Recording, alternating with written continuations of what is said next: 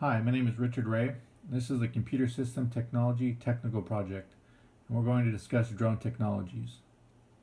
On the agenda, we're going to discuss what is a drone, drones in a nutshell, types of drones, current laws and guidance, current recreational uses, future uses of drones, and we'll have a list of references.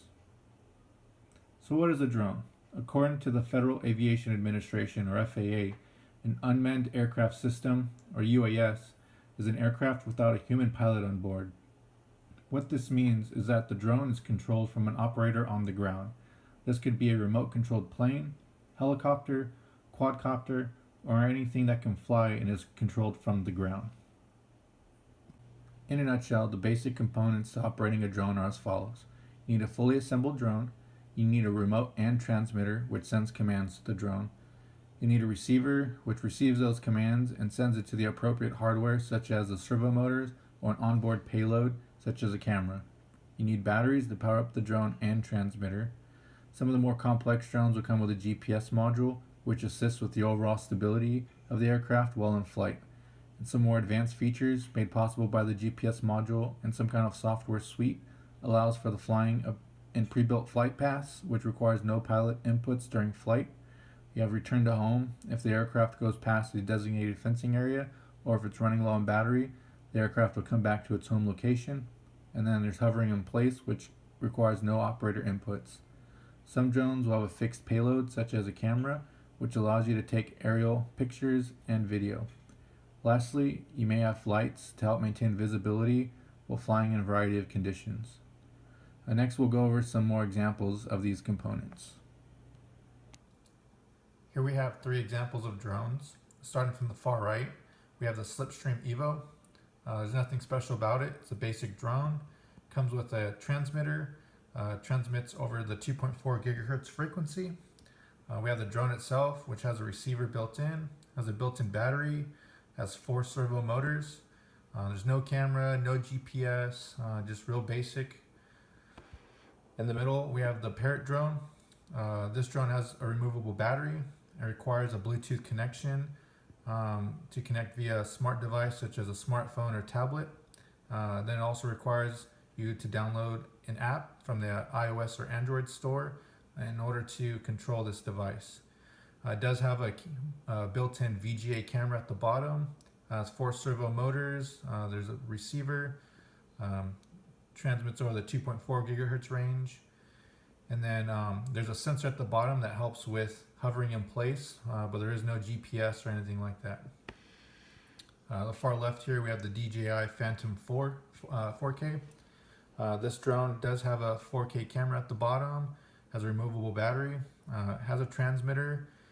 There is GPS built in. This drone does require a smart device connection as well. It will not work with just the transmitter alone. This works over Wi-Fi.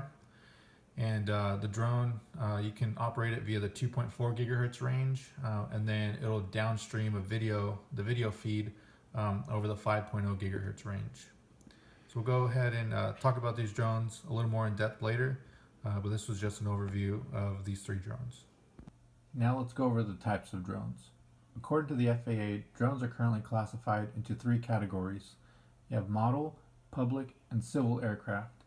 Model aircraft are any aircraft which are flown strictly for hobby or recreational purposes, and they must weigh 55 pounds or less. Public aircraft are any aircraft owned or leased by the U.S. government, which is used for government purposes. Some examples are Border Patrol surveillance or first responders search and rescue support. Lastly, you have the civil aircraft category, which is any aircraft that does not fall in the public aircraft category. This would mean any drone used for business purposes, such as aerial land surveys or aerial deliveries, which would fall in this category. Although the government classifies drones by how they are used, hobbyists classify drones according to the distance between the 2 furthest motors in millimeters. The most common sizes are 250 millimeter, 350 millimeter, and 450 millimeter distances. So now that we know how drones are classified, we're going to talk a little bit more in depth about the drones we saw earlier. So here we have the Slipstream Evo RC drone. As you can see, it's lighting up right now. But just kind of go over some of the specs again. So this is the least expensive drone out of all three that we had seen. The price of this drone is $59.99. Going off of the manufacturer's specifications, the weight is unknown.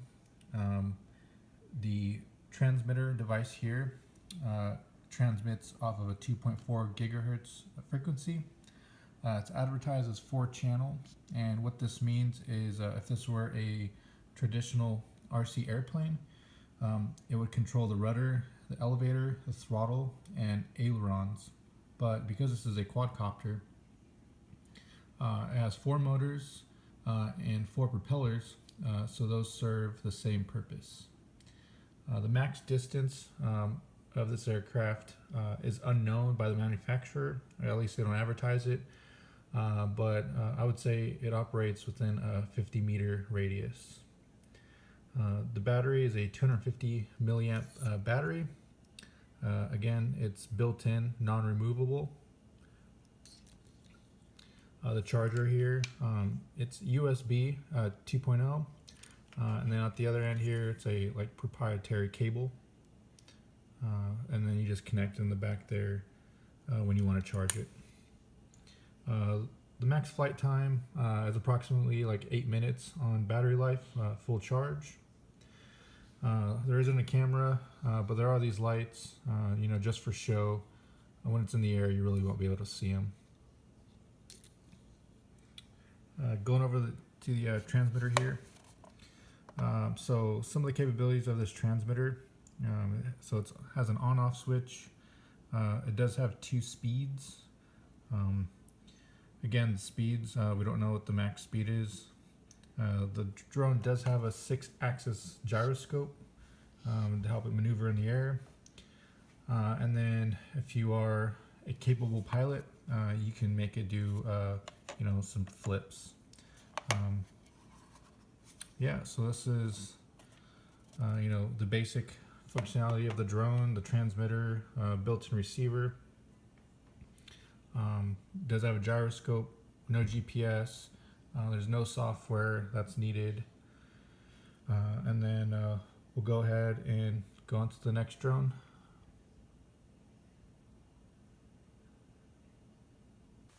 So here we have the Parrot Airborne Cargo Drone.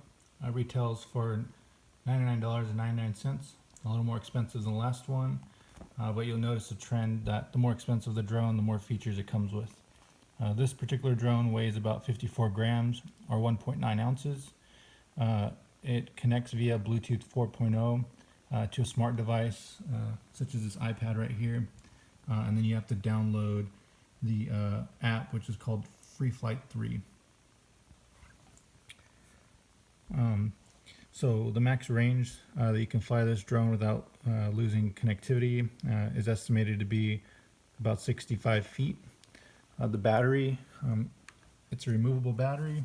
It's a LiPo. It's 550 milliamps. This is a spare. There's one in the drone already. As you can see, it's powered on. You have a USB to micro USB cable, and this is how you charge it. The flight time is estimated to be about 9 minutes until it has to land. The max speed is estimated to be about 11 miles per hour. So this particular drone does have a camera on it. It's right here. It's a VGA camera, very low quality, 480 by 640, 300,000 pixels. And then you have this sensor right here, which basically senses how close it is to the ground, which helps with the hovering capability, since there is no GPS on there. And then it has lights for show up front. So I'm just going to demonstrate real quick this drone taking off.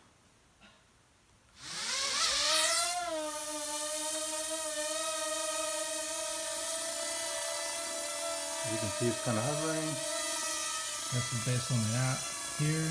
I'm going to tap it, land.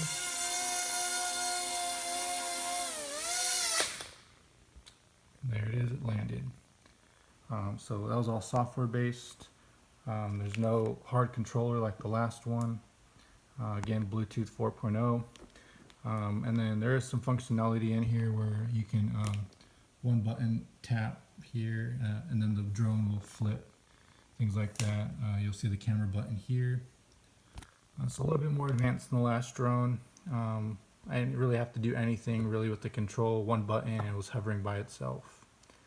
Alright, so now we'll go ahead and move on to the DJI Phantom 4K. So here we have the DJI Phantom 3 4K edition. It's called the 4K edition because it has a 4K camera mounted at the bottom. This particular drone retails for around $800. It is the most expensive out of the three, but has a lot more features. So this drone weighs about 2.82 pounds, which means it's required to be registered through the FAA. Under the current rules, anything above 0.55 pounds but under 55 pounds for recreational use has to be registered. So this uses a Wi-Fi connection, both the 2.4 gigahertz range and the 5.0 gigahertz range. It uses the 2.4 for the basic controls of the drone to operate it while in flight, and then it uses the 5.0 gigahertz range to transmit video and pictures to this device here, which is an iPad. The battery on this is a 4,480 milliamp battery, which gets you about 25 minutes of flight time. The max distance that this drone operates theoretically is 1,200 meters, but due to FAA regulations for visual line of sight, I should only go about 500 meters away. Let's see, the estimated speed is 36 miles per hour. It does have GPS, which allows for pre-programmed flight paths and return to home, and also assists with the hovering capabilities. Going on to the main feature here, which is this 4K camera. It does shoot still pictures, 12 megapixels. It does shoot video at 4K, 30 frames per second, 1080p up to 60 frames per second, 720p at 120 frames per second. So the software I had mentioned earlier, so you have the transmitter here, there's a receiver there, and then you have this smart device. So this drone will not work unless this smart device is connected to this transmitter. And what this transmitter does is it creates a personal area network. It generates a unique SSID, service set identifier, and then it connects this smart device to this drone. And then what it allows you to do is it gives you all of the aeronautical specifications of what's going on with the drone. You get that live feed. It provides a map of the area in which you're flying. And then the app itself has built-in boundaries, so this guy won't even take off if you're in a restricted zone. So it's kind of cool, and the fact that you're being safe, but kind of annoying at the same time. If you're trying to fly in your house, you got to go to a in-home setting in order to fly it. So this transceiver here, on off, you got your toggles here. On the back side, you've got your camera controls, video controls, and then some flight controls here. Because it does take video, it requires a really good SD card. So this is a micro SD card. It's 32 gigabytes. Class 3. The read-write speed is estimated to be about 95 megabits per second. Let's see what else. So I did want to show the drone powered on. So here are the lights. They do provide increased visibility when you're flying in the air. They do serve a purpose. They're not just for show. And then also just wanted to highlight a couple more things is in this app you're able to live stream to either YouTube or Facebook. So your video streams, there's going to be somewhat of a lag, but you'll be able to share video live. So this is the DJI Phantom 3. We're going to go ahead and move on to the laws and guidance. We'll talk about laws and guidance for recreational purposes first. Let's go over the current laws and guidance for recreational use. The primary source for all things UAS, such as policy, guidance, and regulations, is the Federal Aviation Administration, or FAA, website, which is faa.gov/UAS.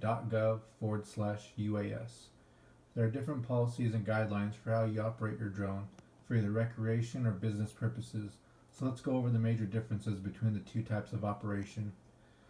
So the first rule, which is a special rule for model aircraft, section 336 of Public Law 112-95, that basically outlines everything you need to know about operating your drone under a recreational authority. You must register your drone if it's over 0.55 pounds, which is 250 grams.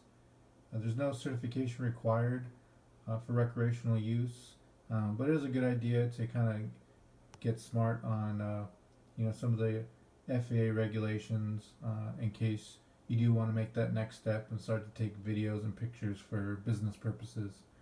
There is a no-fly zone above the 400 feet above ground level, so you must remain under that 400 feet, because everything out over that you're going to start to get into commercial airspace.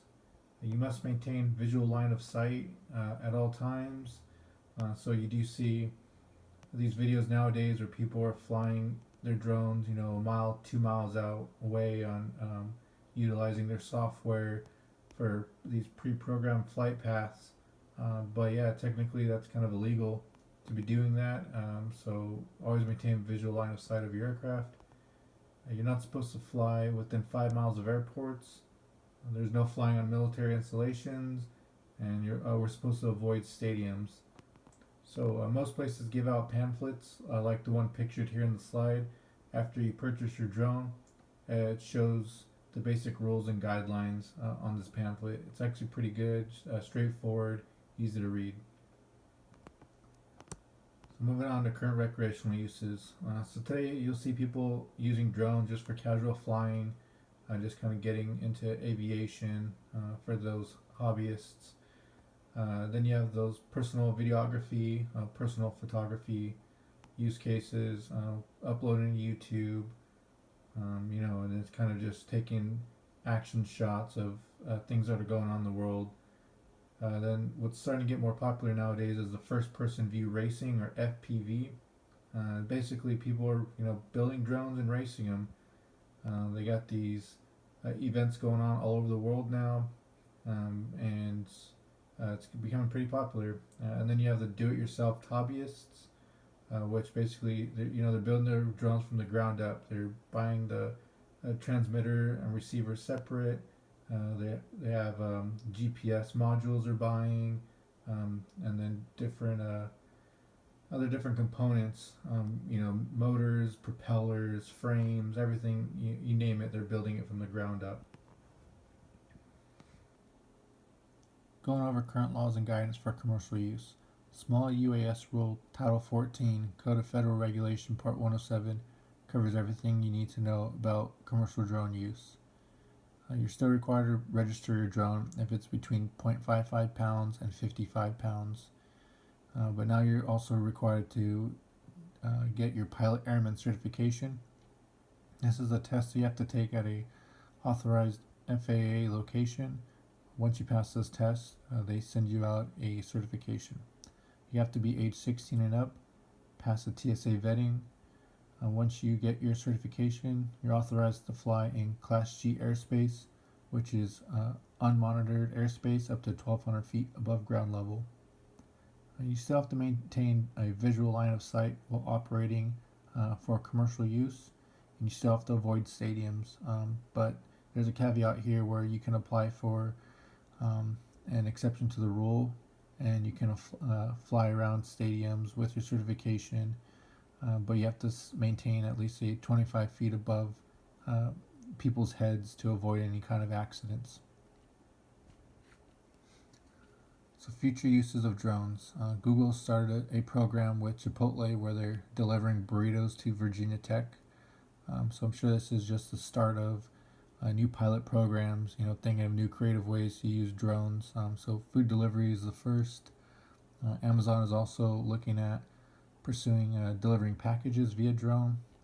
One of the issues they're facing right now is that visual line of sight rule, because you only can fly a drone so far without losing visual line of sight. So they're going to have to either have a lot of drone locations set up to fly from, or somehow influence the current laws and regulations to allow them to fly longer distances. So, who knows? They're a big business. If they can prove that their drones are safe, we might be able to see cross-state package deliveries via drone. Then you have the professional photographers and videographers. Wedding photographers and videographers are already popular. People like to go out and get their family photos taken outdoors. So just adding a drone would add to the creativity and excitement to those type of businesses. So I'm sure that's going to take off pretty soon. Then law enforcement, utilizing drones to help with search and rescue, or monitoring, a situation going on the ground. A drone is a lot more cost effective over, say, a helicopter or airplane. And then you already have Homeland Security, monitoring our borders with these drones up in the air. They're flying high, going across the border, picking up illegal activity going around there. So, we're just going to increase our drone use for that front. Land surveys, people nowadays, construction workers rather, conduct land surveys. They have to go in some kind of helicopter or go on a crane. Those things are really high cost. So, spend about $1,000 on a drone with a 4K camera. You can go and utilize that thing multiple times, a lot less cost effective. So I'm sure we'll start to see drones implemented that way. And then finally, first person view drone racing as a professional sport. ESPN has already signed one of the FPV leagues to start televising the league nationally.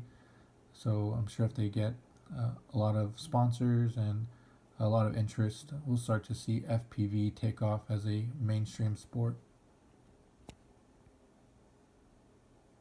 To highlight my references, I went to faa.gov, knowbeforeyoufly.org, dronezone.com, protocolny.com, time.com, uavdrone.net, businessresearcher.sagepub.com, and dja.com. And they also highlighted all the references and every photo that you had seen throughout this brief. I had a fun time making it. I hope it was educational for you. If you have any questions, go ahead and send me an email, and I'd be happy to find an answer for you. All right, thanks for your time. Bye.